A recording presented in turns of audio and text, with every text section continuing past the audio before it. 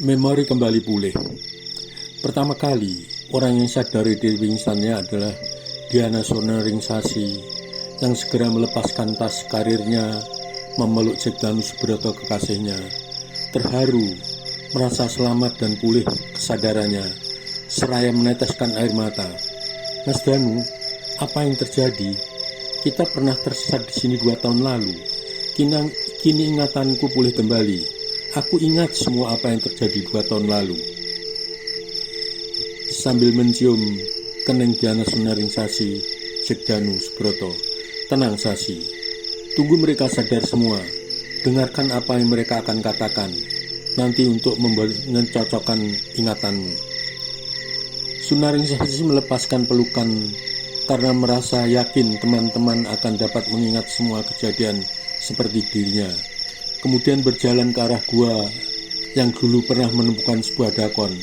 Sementara satu persatu mereka mulai siuman dari pingsannya, Boy Gadot.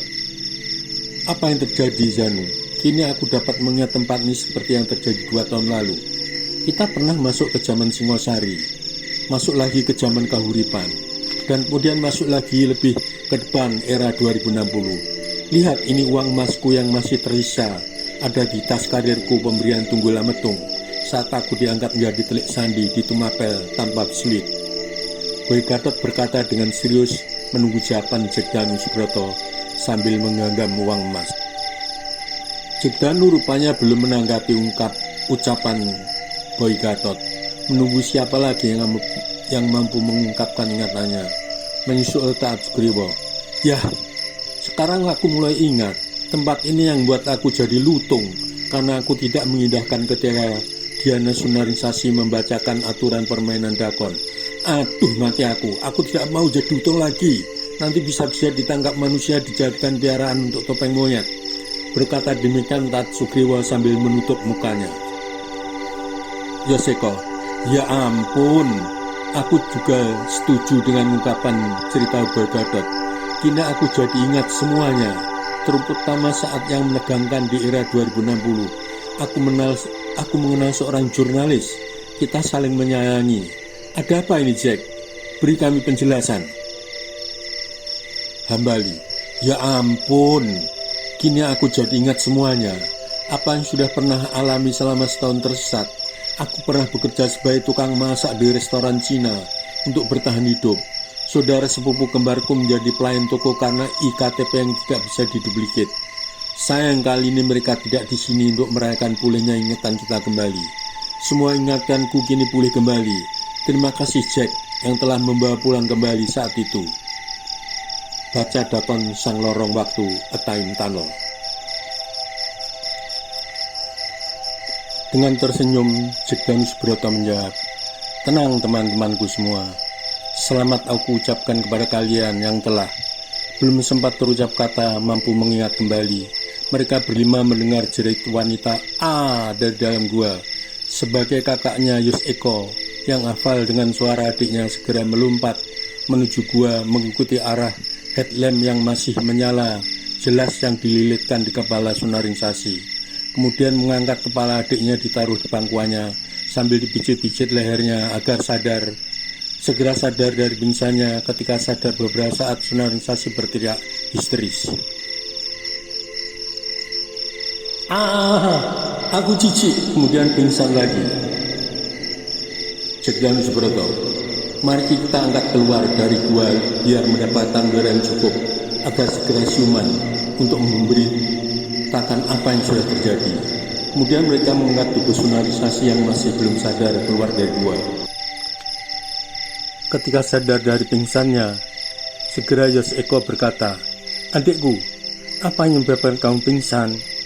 Ceritakan kepada kami berlima, biar segera dapat mengatasi. Ekor tikus menghilangkan rasa jijik.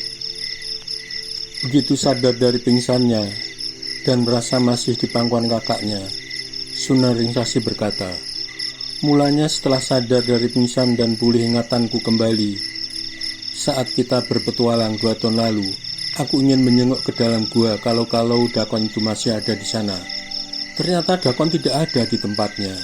Begitu aku ingin keluar, aku melihat 2 pasang sepatu gunung berjajar rapi, dan 2 tas karir warnanya mirip tas karir milik Kak Hambali. Sunaring Sasi berhenti sejenak, mengambil napas yang masih menyisakkan dada, sementara mereka menunggu dengan cemas kelanjutan ceritanya. Yoseko, ayo adikku, teruskan ceritanya, jangan berhenti di tengah jalan. Kemudian Sunaring Sasi bangkit duduk di sebelah kakaknya, meneruskan ceritanya. Penglihatanku tertuju secari kertas tergulung yang terselip di sepatu. Maka aku ingin mengambilnya, barangkali ada pesan dari pemiliknya. Ketika aku mengambilnya, ada tali sepatu yang keluar dari gulungan kertas. Saat tali sengaja aku singkirkan, ternyata bukan tali. Sunaring Sasi berhenti bercerita menutup muka dengan kedua tangannya sambil menangis. Tentu saja yang mendengar jadi ikut terharu, merasa sedih dengan apa yang akan terjadi. Setelah tangis agak reda, kemudian Diana Sunaring Sasi meneruskan ceritanya. Ternyata yang aku kira tali sepatu bukan tali, tetapi ekor tikus kecil. Orang menyebutnya tikus piti, yang sebenarnya hanya sejempol kaki. Tikus kaget menggeliat, aku juga kaget berampur jijik. Seumur-umur baru sekarang aku memegang ekor tikus yang menjijikkan. Aku berteriak, meloncat, tetapi kepalaku pusing karena saking jijiknya. Kemudian aku jatuh pingsan. Tadi itu, Diana Sunaring Sasi berhenti bercerita sambil tersenyum lega. Mendengar cerita yang tadinya sangat serius, kini Boy Gatot Prawoto Sunardi tertawa terbahak-bahak. Ceritamu sungguh menegangkan, Sasi, tetapi juga lucu, membuatku tertawa lepas. Tertawalah sepuasmu sebelum tertawa itu dilarang. Mendengar Boy Gatot tertawa terbahak-bahak, mereka semua tertawa, berderai memecah kesunyian dalam hutan itu. Bahkan Diana Sunaring Sasi pun ikut tertawa juga.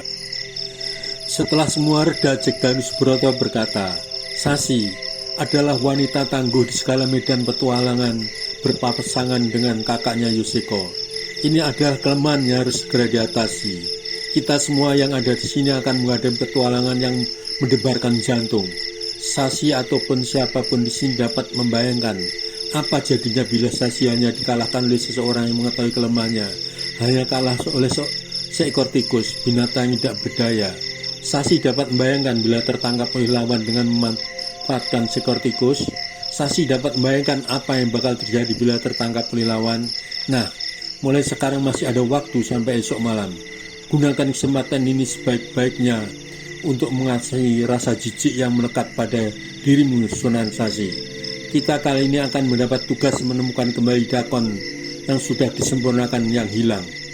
Berkata demikian, Danus Broto sambil menerapkan Aji Sabto Pandulu dan Aji Sabto Pangrungu agar dapat merasakan dan mendengarkan bunyi yang ditimbulkan oleh makhluk sejenis tikus.